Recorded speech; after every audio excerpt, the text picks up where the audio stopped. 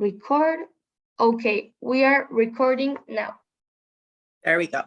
Okay. Well, good morning, Deborah. How are you?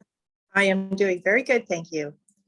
Okay. Can you tell us a little bit from where you are from, your age, and like that? Okay, I live in Victoria, British Columbia, Canada.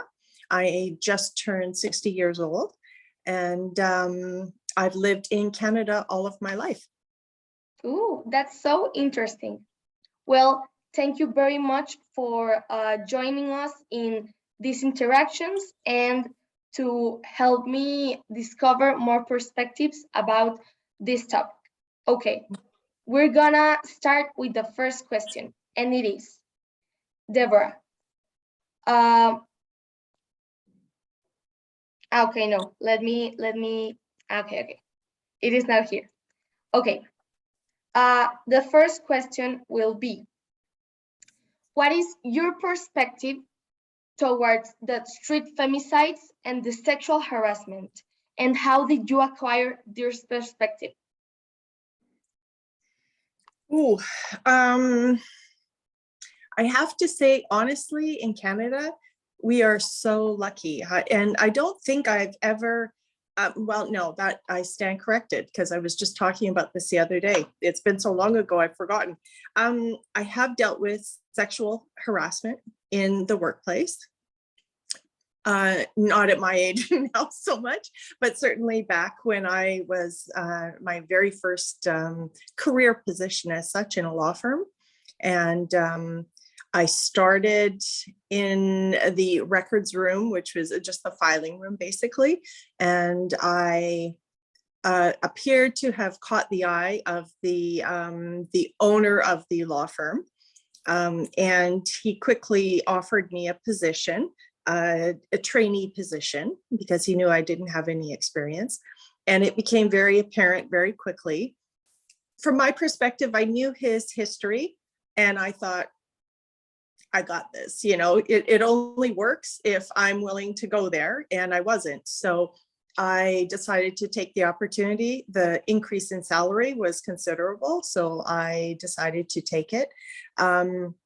Very quickly, he was asking me to work late, and he was making some extremely uncomfortable gestures. And it took a couple months and it was extremely stressful.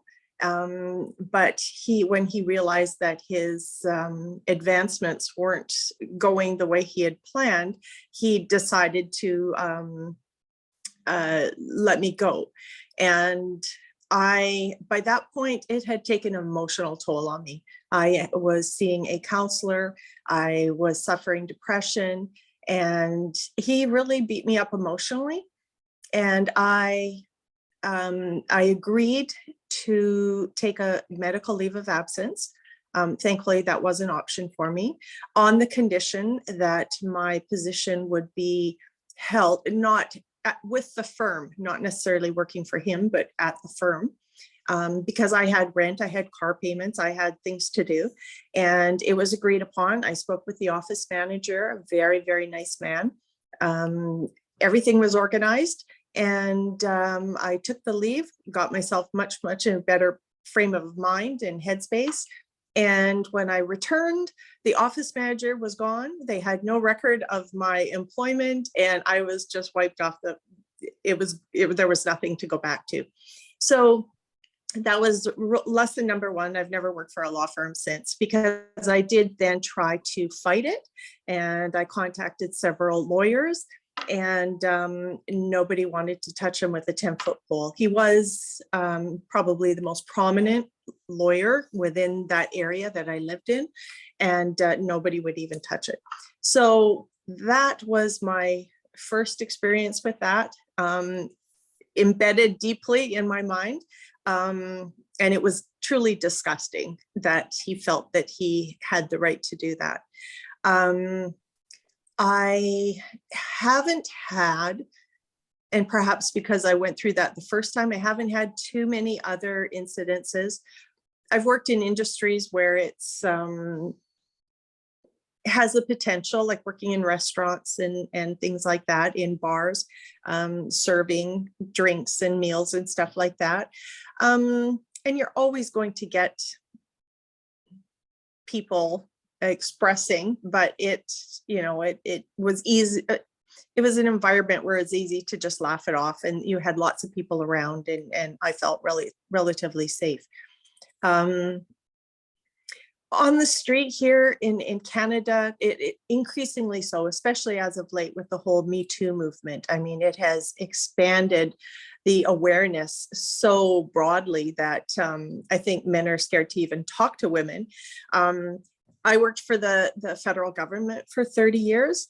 And I will say that they too took a very, very firm hand in addressing these issues. They've got committees, there's very strict rules about it.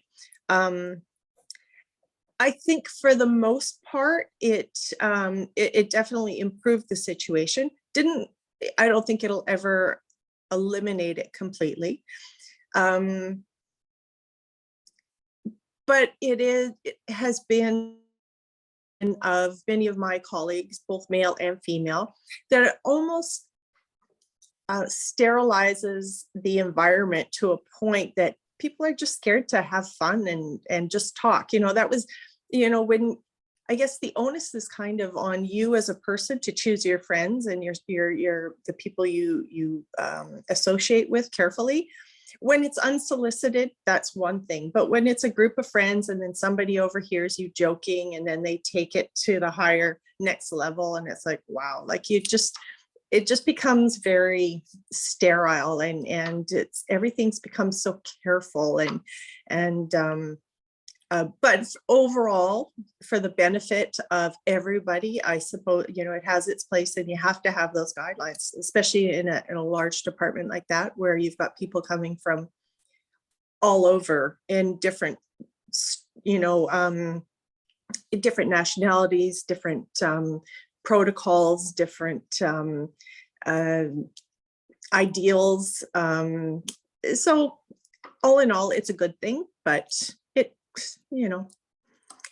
but overall, I would have to say that generally I haven't felt that the way that made me feel in a very, very long time, thankfully. Yeah.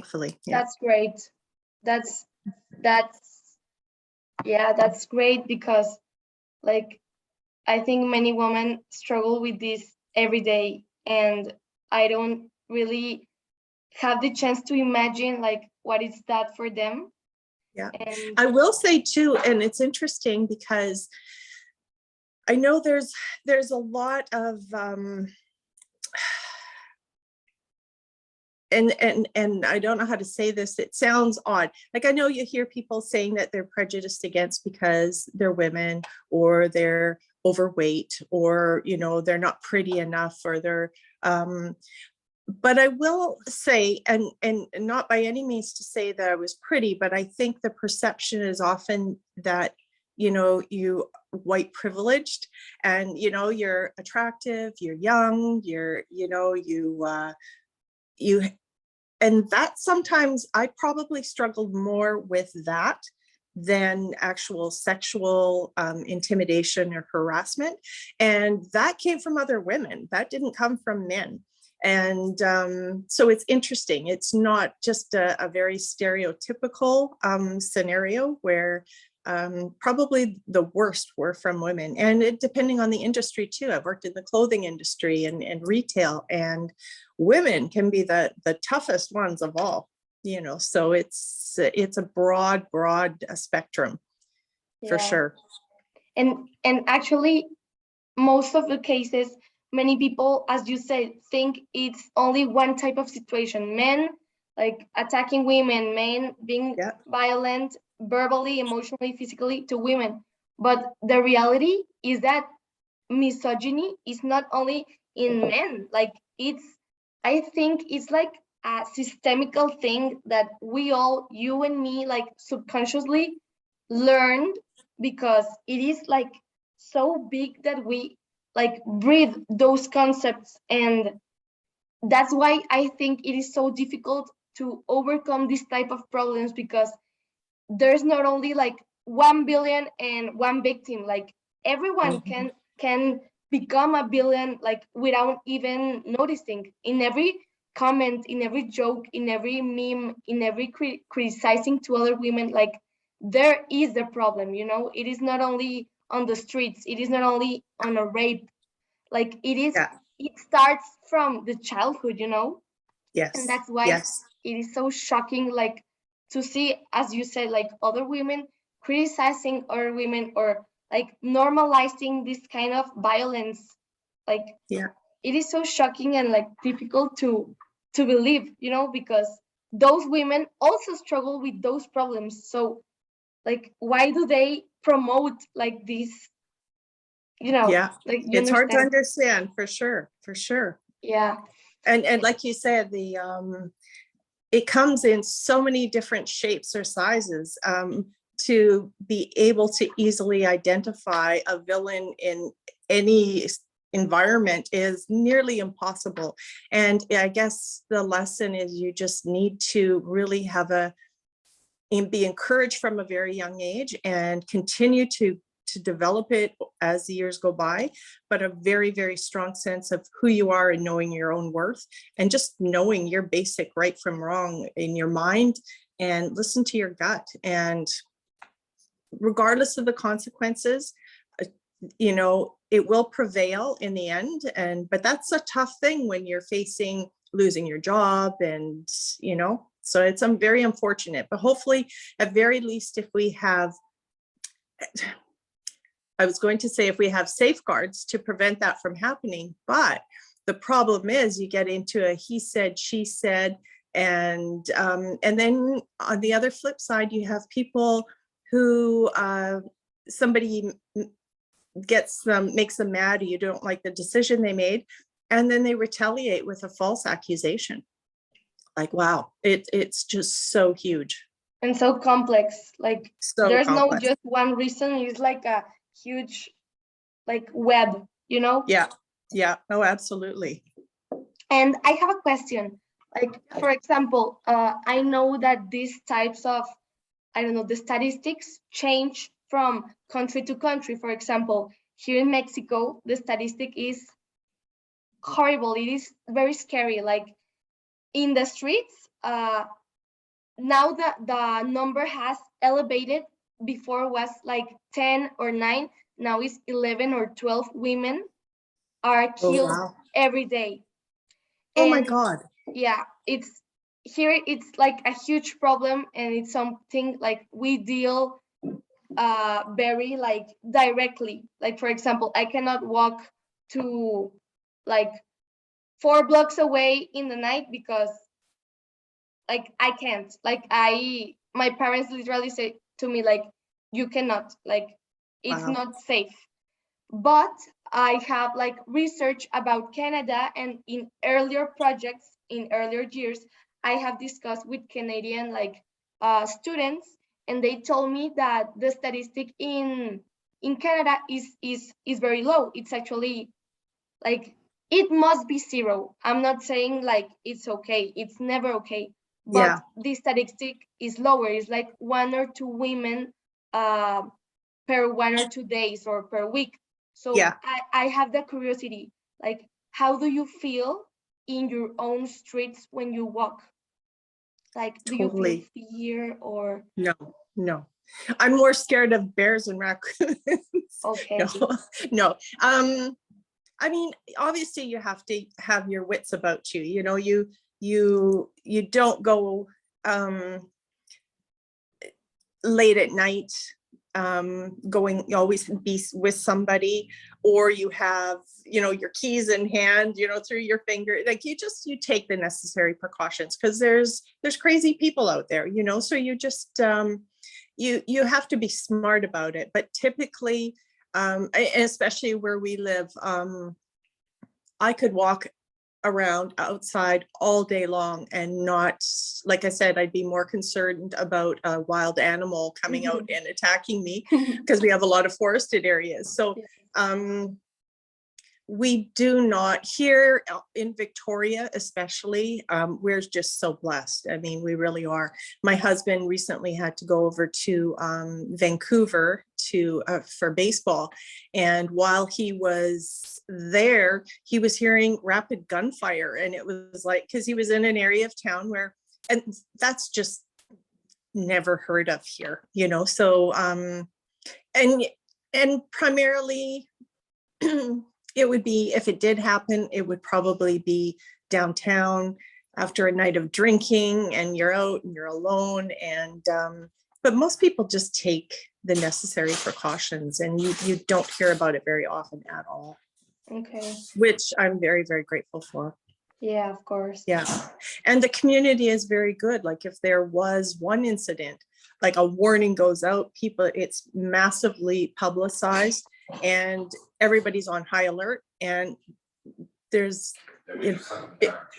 yeah, we just hunt them down. Like they're the ones that should be scared, right? So no, we're very, very fortunate in that regard. Of course. And I know even all of our international students that we've had, it's interesting because I remember one in particular from Mexico saying the most amazing feeling he got was being able to walk to the bus stop, and he crossed the street and being able to look up and look eye to eye to the person coming towards them and say good morning. He was blown away by that you could do that and feel safe about it. So it's it's a wonderful thing. Oh, I imagine like seeing a stranger and like without fear, and more like with a community sense, like how are you, good morning, like yeah, we're in the same side, you know. Yes, exactly. Wow. It's and that's every day of the year, every year of my life I've felt that. So I know how very, very blessed we are. That's why we host students, because it's so wonderful to have them come and experience that. It's wonderful. Like that safety and that like calm, you know. Yes, the calm, for sure. And I am curious, like, why do you think there it is like that? Like, what do you think like it's different in people or in education or in culture that makes it like so safe and so like I mean, in all honesty, I think the economical situation, I mean, we do have an increase in the last couple of years. The biggest issue we have is homelessness. And because our climate is so mild, a lot of homeless people in Canada prefer to come to the West Coast, where they can feasibly live outside all year round. You know, there may be 1 or 2 weeks. And sometimes they can, especially during COVID, businesses were, closing up, and people became very desperate. And the wants and the have-nots, that gap got bigger. And I think I think here it's more out of desperation or mental health issues, that cause people to act out. And we do not have a huge, in Victoria, go to Vancouver, there are drug and gang related issues that are probably the biggest threat there. Here we don't. If anything, we'll have somebody from Vancouver that'll take the ferry, come over here, do their hit, and then go back. And it's a very isolated case, and everybody's like aghast that it even happened here in our little Sleepy Hollow. But it's a rare occasion, like maybe 1 to a year. And the fear is obviously that as time goes on, that'll increase. But I think Canadians in particular, I think, are just, we're raised relatively more in a very comfortable, our homes, most people have a home. Homelessness does still represent a very small percentage of our communities. And we have social programs that assist them, sometimes to a fault, and accommodate them, and where, you know, we feel strongly that they should be encouraged to learn to help themselves, not just have donations handed out to them. But I think whenever you have poverty and desperate people, they behave desperately. And if you don't have the social programs to support people in need, they grow up angry, and it's really hard to have in your face so much. Other people have so much and you have so little, and I think it's just a basic human reaction to just want it. And if you have any kind of, you know, health issues, or you're on drugs or drinking, the temptation to just take it is there. So I don't know in say Mexico, why, if there's a huge homeless or poverty ridden area, that is the cause of most of the crime. But I know here that, and I wouldn't say that our laws are really, really strict, because you see people getting away with, in some cases, murder, you know, and they get a slap on the wrist. So it's not like some countries where, you know, you steal, they cut off your hand, and it's like, wow, that's harsh. Canadians are known to be, you know, we're too nice. But it's kind of, yeah. I think it's probably a few reasons, but I think desperation is probably, you know, a big factor for sure. Okay. Yeah. Wow. Yeah, I also think that like one, as you mentioned, is like the context you grew up in, like the opportunities you had, like the Yes. comparison, like I have this, but you have all of this, like that envy or maybe like frustration.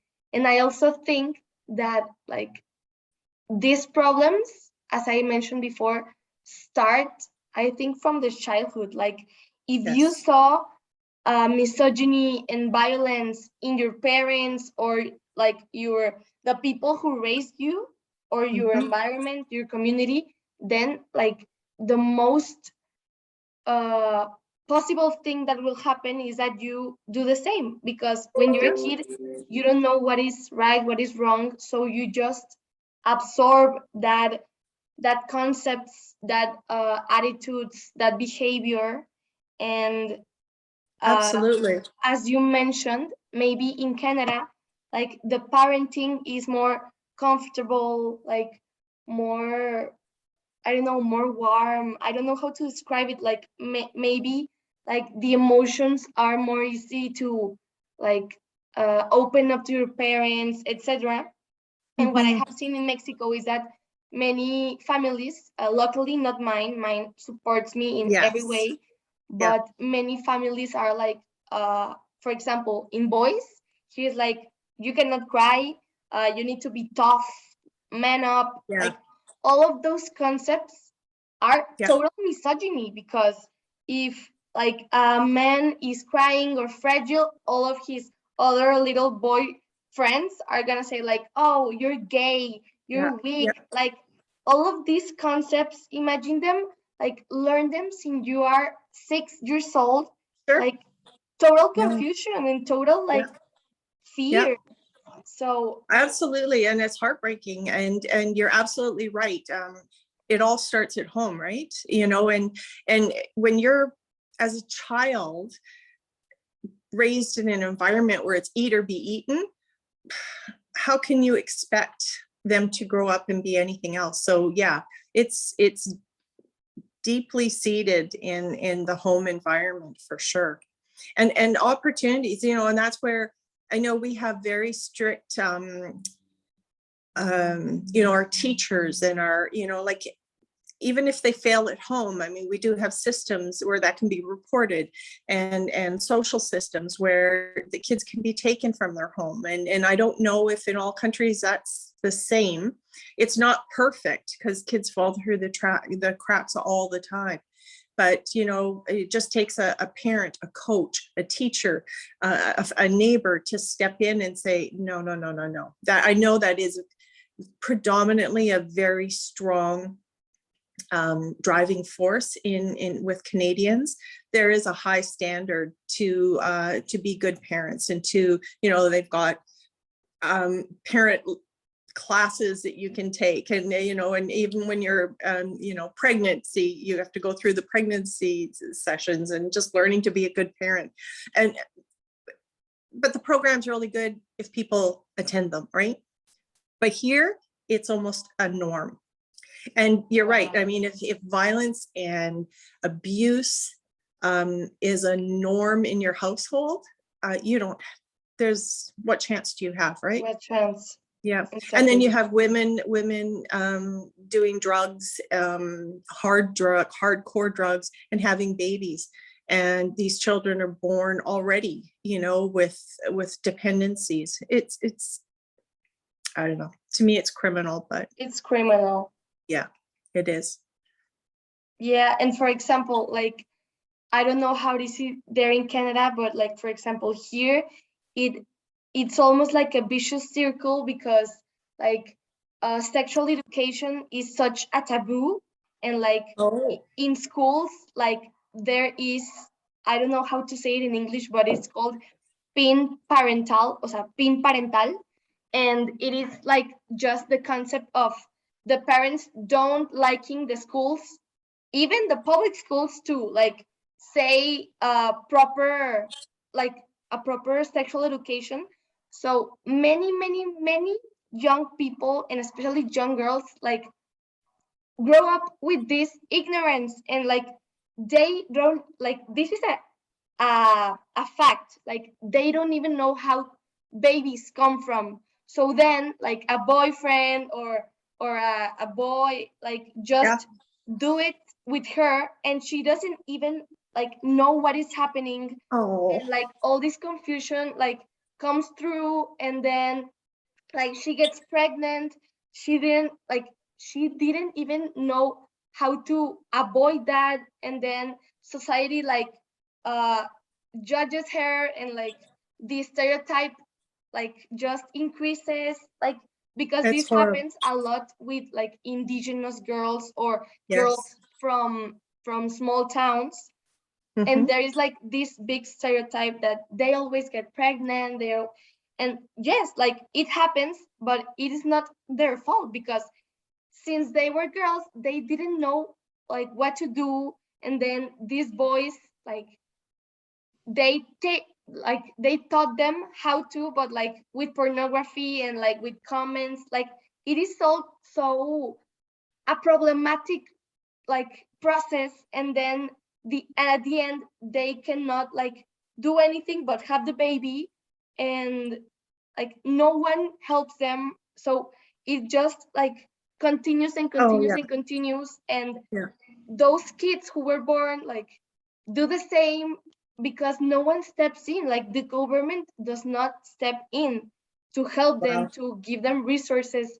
So I really think, as you said, it is sold in the home, but also I think, as you said, in the government, like the laws, Yes. give them resources, programs to a good parenting, because no one teaches you how to be a good parent. So maybe like a little class or something that might, I don't know, like it is a big thing that it needs to be addressed from always: education, family, community, individual, and government.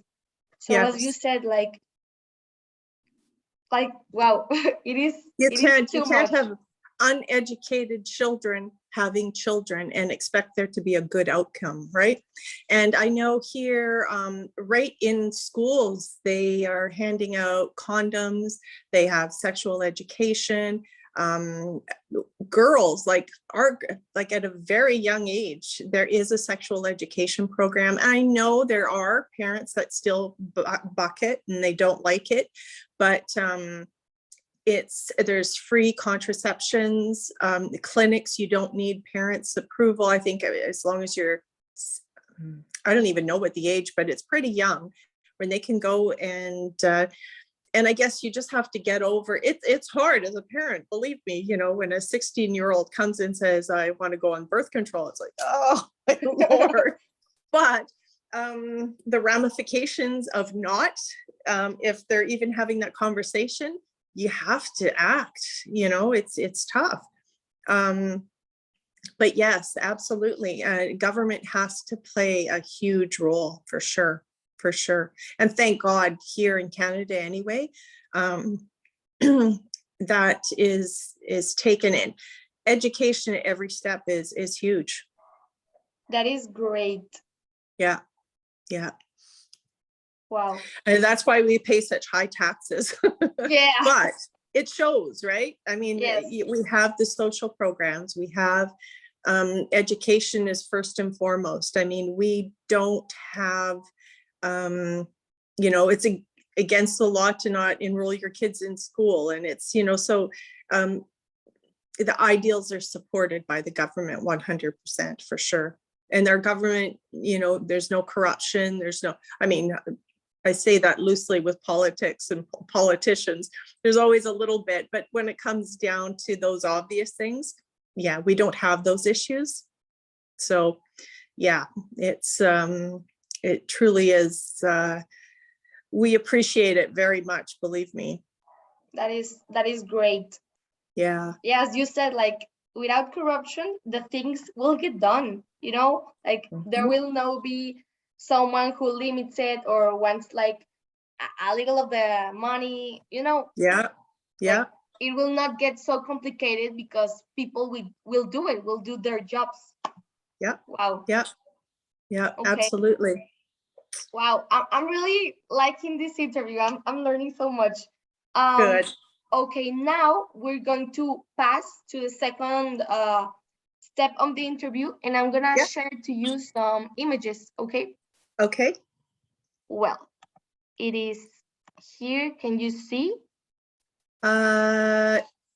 Okay. Pinch out for. It's a Is it document. a document? Yes. Okay, it's very small, but let me see if I can expand it. Okay, there's the first one. Okay. Ooh, okay. The two gorillas? Yeah, the two gorillas. People in costumes, okay. Yeah, okay. This is the first. Okay, no. Let me show you first the Mexico one. Okay. Oh, the red shoes. Yeah, red shoes. Yeah. This is called literally the red shoes in Spanish. And it is an artistic feminist expression that was done in 2009. And this is made by an artist called Elena Chauvet.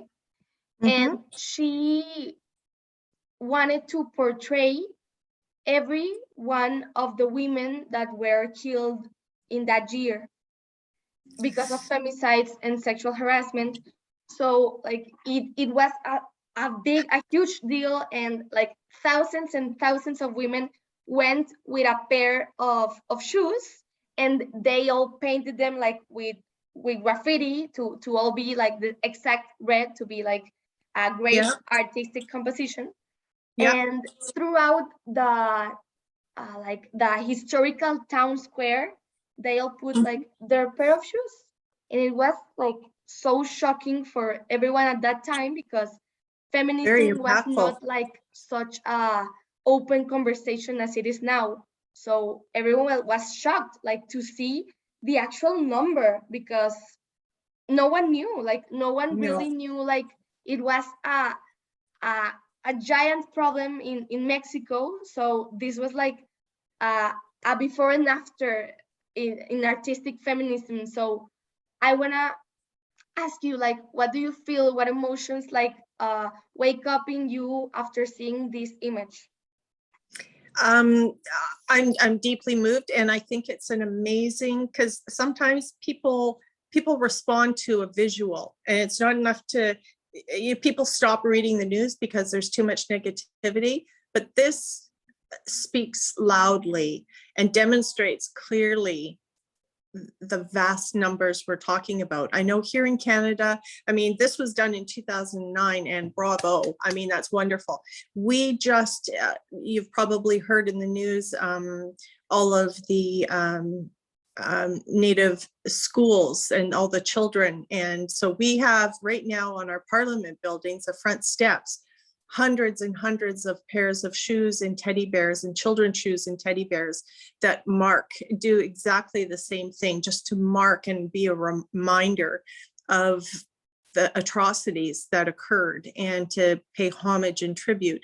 So I think this is a very Canadian thing for sure. I mean, you guys did it before we did, and I'm sure we followed in these footsteps, but I think it's an amazing it speaks so many words and emotions that all of the words that you could talk about couldn't express better what that does in a single picture. It's amazing. Yeah, it's amazing. And like the like the fact that it is so pacific, like it is just shoes sitting there. Shoes. And Yeah. as you said, like it is the greatest message that anyone could express with a million words in a newspaper. So it's haunting, isn't it? it's haunting. It's scary. It's haunting. It's shameful. It's and you just can envision a woman standing in every one of those pair of shoes. It just speaks to your heart for sure, and your conscious being. Wow. Yeah. And I That's also think that like many of these people like were in denial, like no, it is not a huge deal, like yeah. feminists are overreacting, and like bam, like look at this, like be empathy. Yeah. Like I think the people like that were in denial after seeing this, like, they couldn't deny anymore. Like this is like such a human way to understand the problem, because as you said, like is each one of those women like standing up, like Yeah. seeing you, observing you, and like telling you to speak up for them because they're Yes. not here anymore. Yeah, absolutely. And you know, the beauty of it is whether you're man, woman, child, educated, illiterate, it speaks to everybody.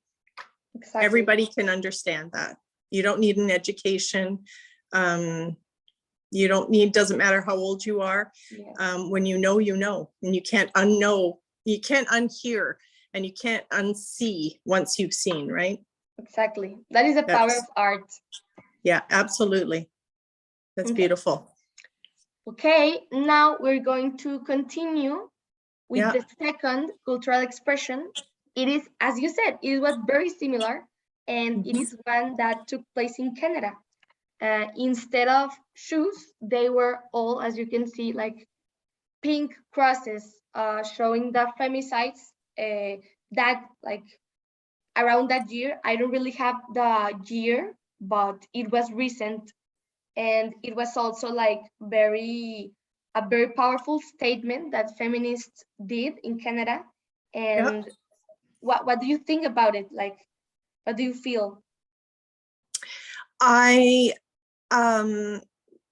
The same thing. I'm not familiar with this one, surprisingly, but it has the same impact.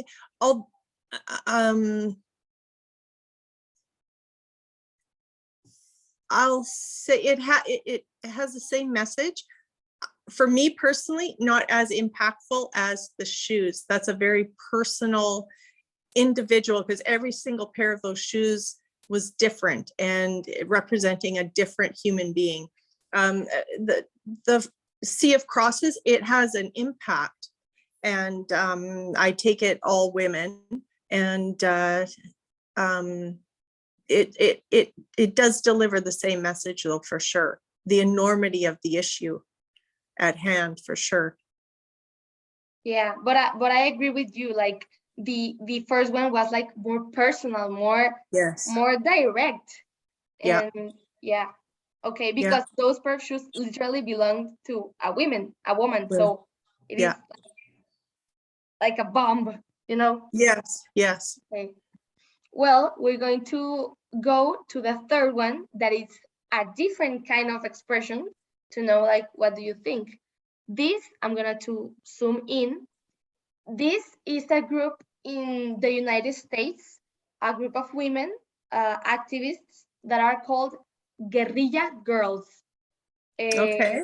And literally, they were a group of feminist women. They fought all their lives, and like they had no response. Like men, like the statistics were still high. The problem was still huge. Like even though they protest, they marched, they did silence, I don't know, installations or whatever. Like they say nothing is changing. So they did an experiment, a social experiment, and more than that, like a performance that lasted weeks and weeks and months, where they literally just wore gorilla masks all day, every day, in breakfast, in work, in a gallery, in a park. Like they were dressed up like gorillas as a metaphor that they say that they are still not respecting women, uh, but we're strong and we're empowered. So who like it was like this message of like you don't respect me as a woman, respect me like my strength. Like I'm a gorilla. I'm tough. Like a way of them fighting back. Like Yeah.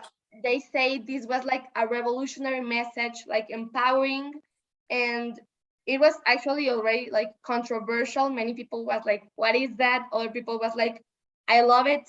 So what do you think about like this kind of expression? I I fully appreciate the symbolism, and I think I can only imagine the frustrations that led them to those extremes.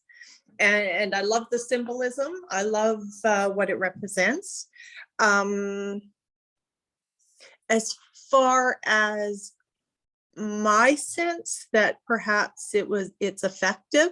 I mean, it raises the awareness, but I think it creates almost a negative, yeah, I mean, it begs you to ask why, right? So I guess that ignites a conversation, which is a good thing.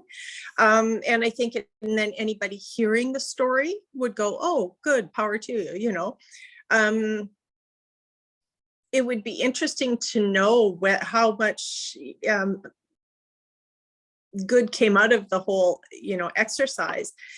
Because some people, elderly, I mean, it doesn't speak to everybody, and some people are just going to shun it and they just make assumptions that, and honestly, when I first saw it, without knowing the story, I thought, sadly, that it was a comment against, and it's so foreign to me to think about it, but I thought it was a comment against the Blacks in the US, that whole controversy, you know, Black Lives Matter.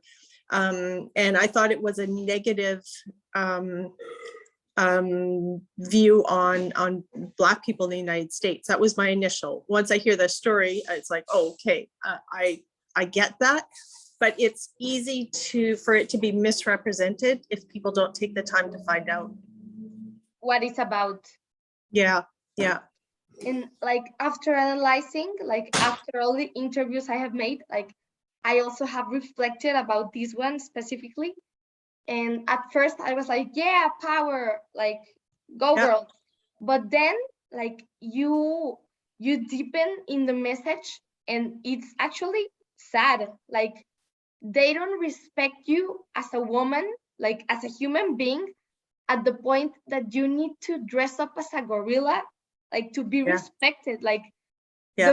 like even though it's a fight, like a revolution, it also shows like the actual problem. Like you are not heard at the point that you are doing like things that you wouldn't do just to be heard and just to be respected. Like Yeah. yeah, it's actually sad to see it. And It's sad. And I think too, it kind of, you can't come down to their level, you know, and it's you have to rise above, and that's the only thing that's going to gain respect. And it's impactful and it makes a statement, but unless there's something more, I don't know, I don't think it would have yielded them the desired results by any means. I think respect begets respect, and I know sometimes you do have to make you got to get somebody's attention, but that I don't know if that would have been my your way it's not to my idea of the best way to get attention. exactly. Yeah, because too many people would just walk away and go, oh Lord, another, you know, who knows what there is. Are they supporting animals? Are they supporting, you know, it just leaves too much to question Yeah, if you too much don't take the room. time, and too many people would just walk away because it just comes across as angry and I don't want to have anything to do with it type of thing. So Yes, I think you lose more people than you would get people to actually stop and ask what it's about. exactly. And as Yeah. you mentioned before, like this type of expression is fighting violence with violence, like With violence, with yes. violence. Yeah. And like the whole problem is the violence. Like we don't need violence. We don't like in this as you said, like they're lowering to the violence and like fighting back.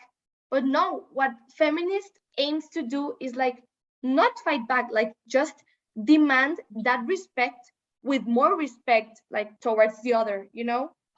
So as you said, like I think the solution, it is never in the violence, it is never in the like hard stuff, it is always like from the dialogue and from the understanding, like from the individual questioning of ourselves and like encouraging that same thing in others. I think Yeah. like that's the way. Okay, 100%. so let me stop sharing. Okay, okay, Okay. so we have arrived to the last part of the interview. This is just the conclusion. So both of us are gonna like say like what we learned from this, what we like take home, like to keep reflecting. So like what do Mhm. you what do you think? Well, I definitely feel gratitude for where I live, for sure. I love this. This is very, very interesting. And I'm always intrigued by just broadening your horizons as far as different people's perspective. And I think empathy is a great teacher. And I I think it was just a great exercise, and I'm sure the conversation alone throughout the world and you know, to as many people as it can reach in itself is a great service to the cause, you know.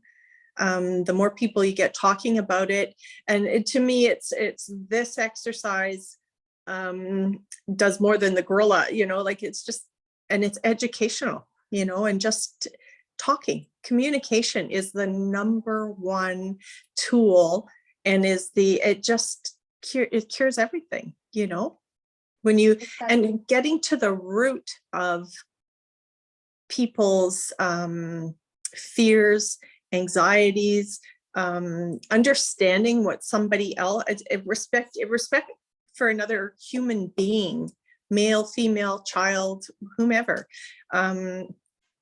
comes from respecting their experiences and their challenges and what they're facing.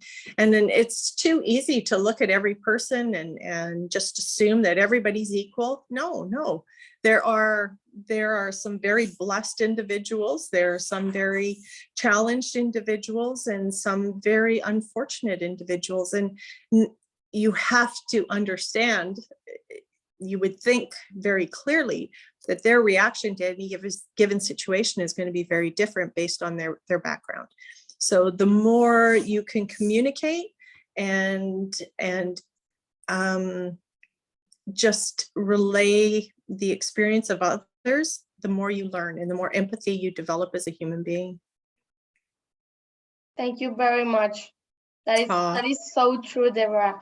And as you say, like, communication is the key. Communication between your family, between your community, in the government, like government, citizen, like communication is the key for like a good community and a good like society, you know, with respect. Yep.